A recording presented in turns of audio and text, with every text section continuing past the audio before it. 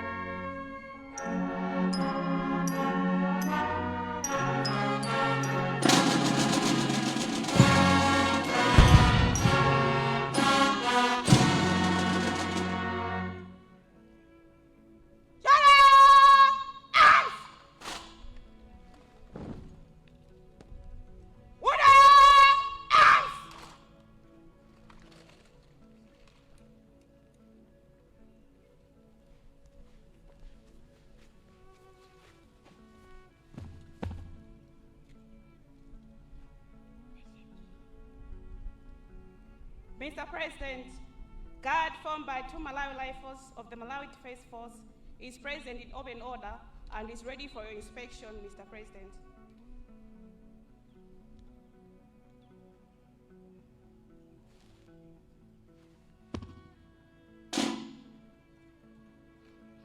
Dziko la Botswana, Advocate Boko kuti aendere perete wa serikali.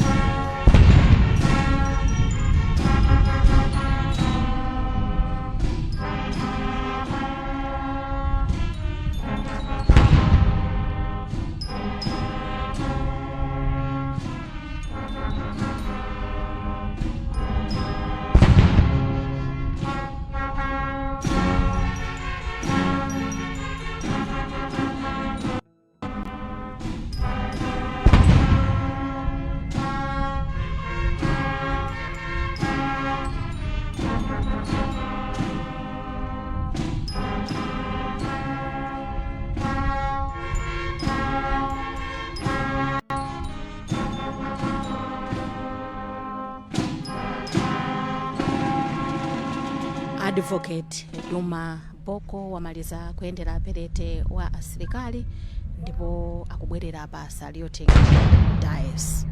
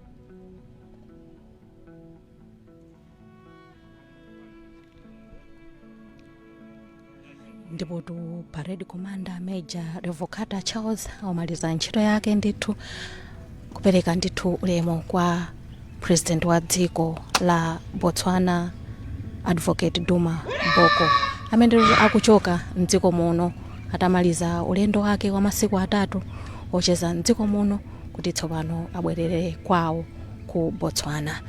Ndipo tu pamodzi ndi president wa dziko lino akuyenda ndithu pa chinsalo chija chofira kutsanzikana ndi anthu amene anabwera kuno nduna ya dziko lino yona za nkhani zakunja alipo mpano komanso tu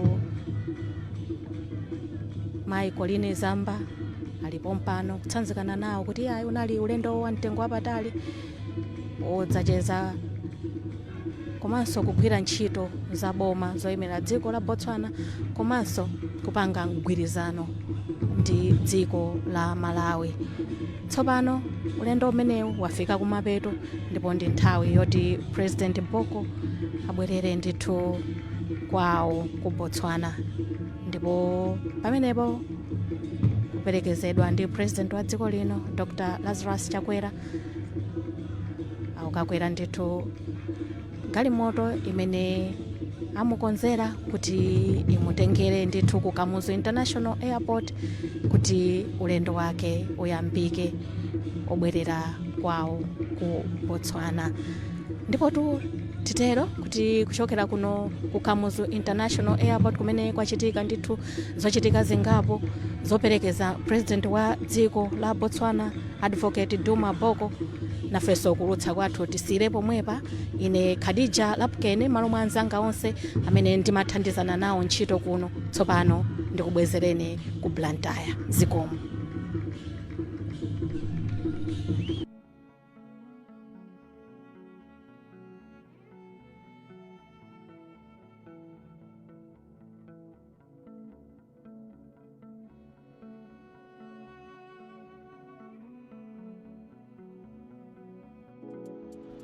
Osaiwala kupanga subscribe ku channel ya AMTV Malawi.